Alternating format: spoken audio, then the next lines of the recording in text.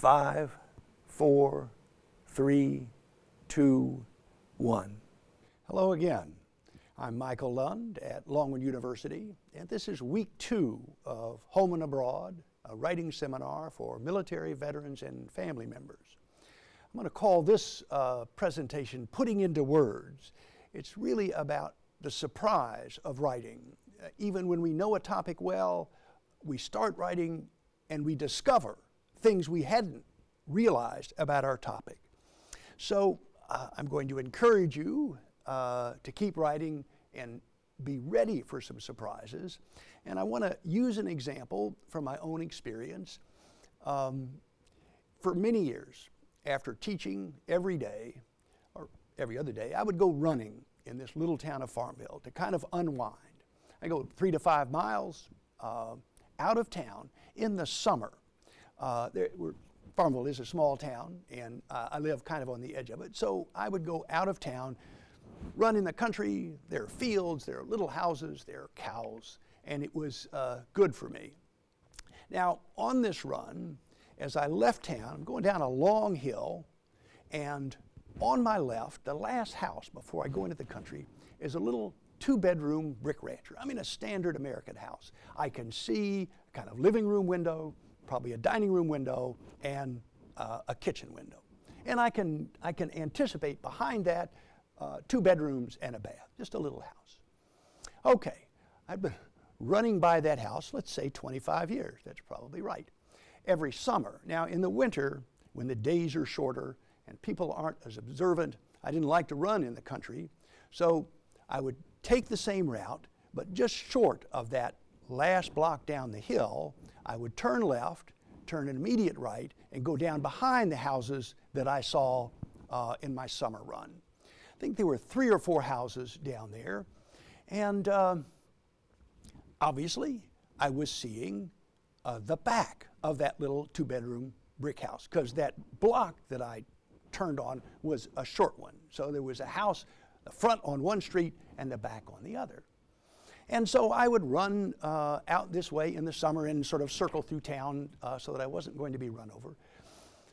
And then one day, coming down that hill, I looked over to the right now to what should be the back of that 2 little bedroom brick house, and I see a front porch, a room that should be living room, and a room that should be dining room, a room's kitchen. I say, wait a minute, this house has 2 fronts?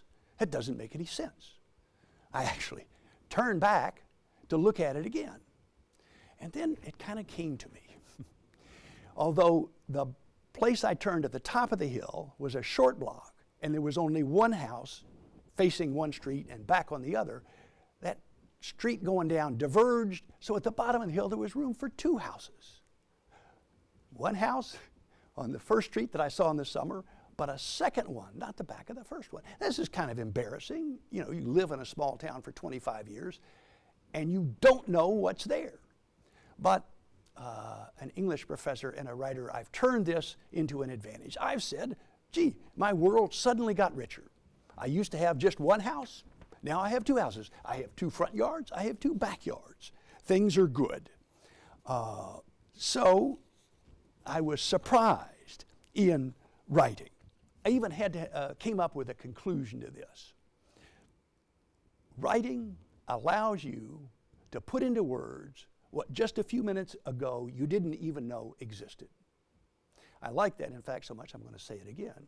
Writing allows you to put into words what just a few minutes ago you didn't even know existed. That is, I had an extra house. And what I'm going to say to you as you work on whatever it is you're writing, there's going to be another house in there. And if you're working just on your own personal experience, not necessarily thinking you're working in fiction, that's just fine. It's still going to take a slightly different shape as you work on it. Let me give you an example. I took this experience and turned it into a story which I called Hidden Acres. It's fictional, but it's inspired by what I just told you. So I'm now going to talk about a character named Victor, who is living in a small town. I actually set this in Missouri. And he's gone to work for what he hopes is his last company. He's in insurance, and he's closing in on retirement. So at this new place, he established the principle that he ate lunch alone. He explained to his fellow insurance agents that he needed to get away to think in the middle of the day. But the truth was, he had quickly tired of their relentless complaints about the decline of America. When in his first week he was invited to join in their mocking of policy statements made by Human Resources at the national office, he felt he saw the lay of the land and he didn't like it. Martha, another agent, had pointed to a new memorandum that stated, "Deceased employees will not be considered for end-of-the-year bonuses." "Duh," she says. So Victor asked, in all seriousness, "What do you suggest they write instead?" Dennis, another agent, brushed him off, pointing out the callousness of statements like that would lead to more paragraphs of bureaucratic doublespeak. We just dispose this stuff in the cylindrical file beside our desk. Victor had accepted this answer, but noted the double standard. Everyone else in this world had to know what to say, but they didn't. Who the hell knew what to say about death anyway?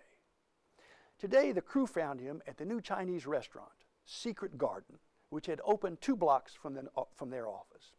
"We can join you this one time, can't we, Vic?" asked Martha, with a voice that customers found hard to resist. The restaurant was nearly full, and Victor had been put at a table for 4 close to the kitchen. He folded the sheet of paper he'd been studying and inserted it between the pages of Lost Horizon. Then he waved to the empty chairs, "Sure, sure," while trying to disguise the sigh he made for the friend who, he had just learned, was gone. Victor hoped they wouldn't continue the topic of conversation they'd been on at coffee break this morning, signs that included misstatements, redundancies, contradictions. But one of the colleagues pointed at the restaurant's name. "Secret Garden? Don't they realize if it were secret, we couldn't find it?" The others giggled and scanned the list of dishes. Victor decided if they were imposing on his lunch hour, he could impose on their complacency. I used to grimace at such unintended messages until I figured out hidden acres. A server came with additional place settings and took their orders. When he'd gone, Jack asked, "So what was hidden acres? A farm or a neighborhood no one could find?" "RV campground," explained Victor, "along the route of my commute in from Pacific. But you get the point. Why would you claim a place you want people to come to is a place they can't find?" He paused. "However, I learned to appreciate the name when I realized how many things are, in a sense, hidden right before our eyes." He almost shivered when he thought about how his friend had covered up the truth about his military past and then hidden his present condition. So much pain. "I began to understand hidden acres," he said, "when I was looking at the real estate classifieds in the paper. Has it ever occurred to you as strange that the houses are pictured there from the street?" "No," says one of the others. "That's just the way it's done. It says, here's what the house looks like." "True," said Victor, "but you're not giving the potential homeowner the prospect he or she would have if he purchased the house. It's the view others would have of the buyer's house. The picture is that of the outsider, not the insider. Yet the idea is to have the purchaser understand what it would be like to live in the house, not outside it." "I guess this means we're a culture of voyeurs, even of our own lives," laughed Martha.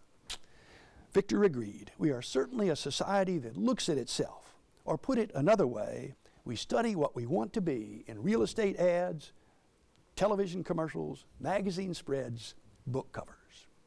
Their food arrived, so there was a pause while they passed salt, unfolded napkins, picked up utensils.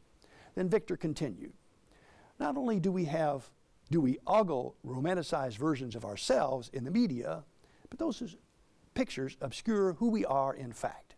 We're encouraged to look for certain things, but our attention is also directed away from other things that are equally there. I think I understand what's hidden in these ads is the living room, bedroom, kitchen, etc., all inside." "Exactly," agreed Victor. "Now with internet ads, this is changing as you can get pictures of different rooms, but still certain rooms are featured, others are hidden."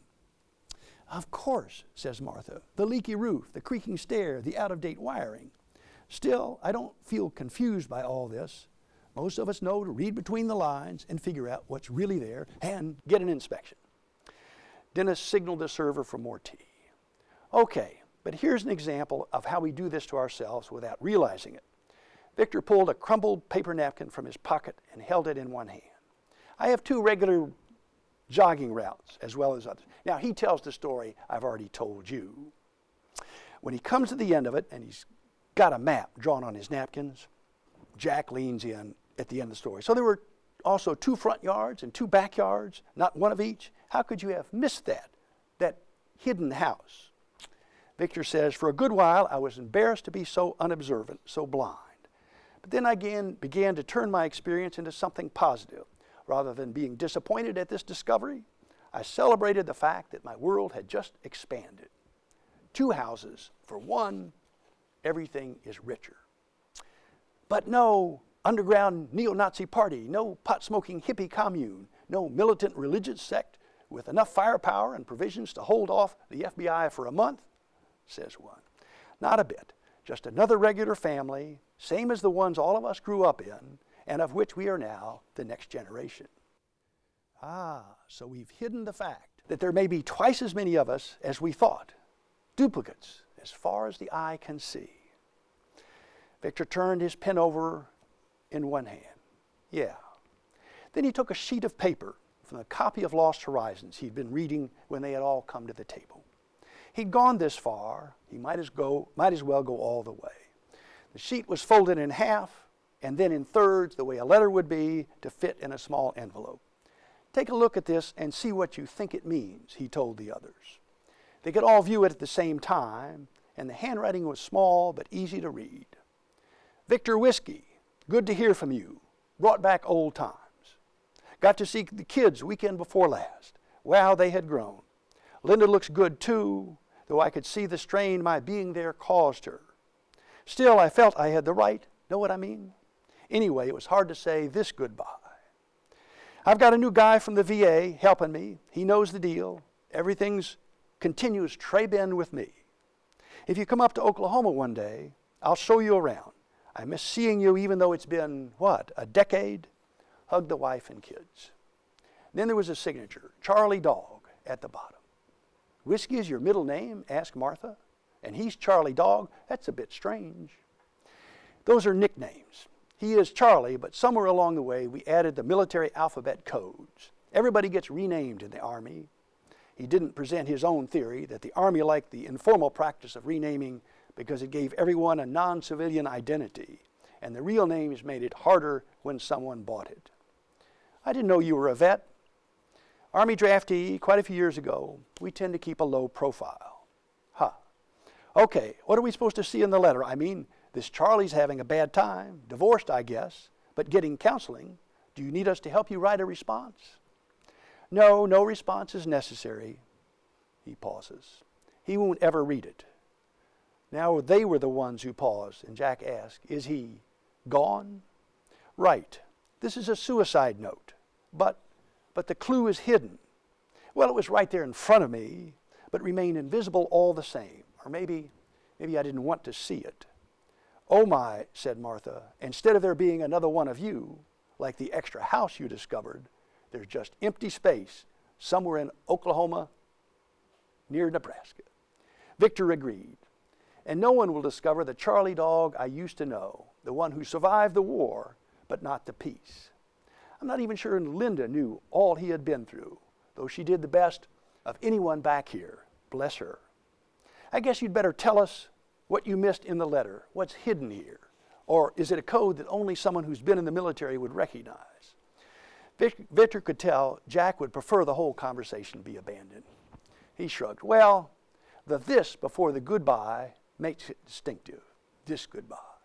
He pointed to the passage, but, and you wouldn't know this, Trey Bend must be his code for Ben Trey, a village where bad things happen. My lay kind of things? Something like that. No, not intentional. Charlie had hidden what he saw there from everyone back here. So he was not very well. No, I thought it was odd that he used a French phrase, even a common one. It wasn't like him, a conventional Midwestern like me.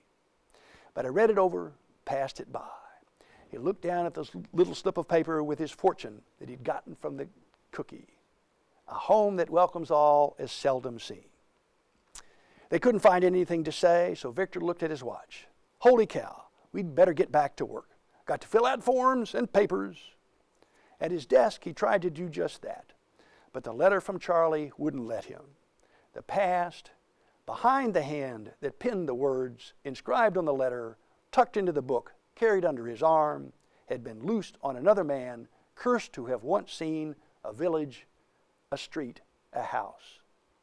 Victor watched the rockets, heard the explosions, smelled the burning, but not the way his friend had. Tomorrow, Victor would drive to Kansas City, where private first-class Charles Oscar Goff, mortuary specialist, affairs specialist, would be buried. He would see his friend one last time. Now, if I've done my job here, you have seen in reading my world transform itself from a place where there had only been one house to one there were now two. I also hope you will see Victor's friend emerge from the past for a final sad appearance. So in the second stage of your writing, present what you think of as another phase of the experience you wrote about last week. Be prepared for some surprises in what you see as you write. Again, write what comes easiest to you at this point, whether it's early, late, or the middle of the experience, and send it on to the rest of us for comments and suggestions. The final order, again, can wait, but expect to make discoveries as you write about what you thought you once knew. If they don't come now, they will before we're done. We are all on, I believe, voyages of discovery. Oh, what is happiness? Oh, dear. I've got people I grew up with that I've known for over 60 years. And I know who they are, and I value them, and they make me happy.